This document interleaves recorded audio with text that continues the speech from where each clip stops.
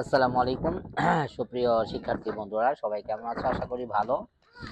একটা ছোট্ট ভিডিও করতেছি। ভিডিওটা করার উদ্দেশ্য হচ্ছে এবার যারা এসএসসি পরীক্ষা দিচ্ছ তাদের জন্য পরামর্শটা, এবং যারা এইচএসসি পরীক্ষা দিবা তাদের জন্য। এখন যেহেতু ঝড় বাদলের দিন, ঝড় বৃষ্টি তুফান এগুলো আসে, তো যে কোনো সময় কিন্তু আকাশ মেঘাচ্ছন্ন হয়ে যেতে পারে, ঠিক আছে? তো আকাশ মেঘাচ্ছন্ন হয়ে গেলে তুমি যে রুমটাতে তোমার সিট পড়ছে ওই রুমটা কিন্তু অন্ধকার হয়ে যেতে পারে।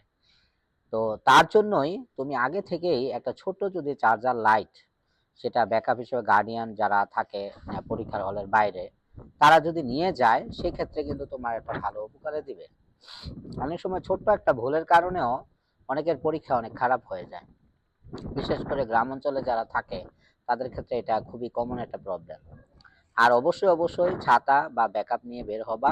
কারণ হচ্ছে যদি তুমি তোমার যদি জ্বর আইসা পড়ে বা তোমার যদি একটা ঠান্ডা বা জ্বর লেগে যায়, সেক্ষেত্রে কিন্তু পরীক্ষা পিছাবে না তোমার কারণে, বা পরীক্ষা কিন্তু ক্যান্সেল করবে না।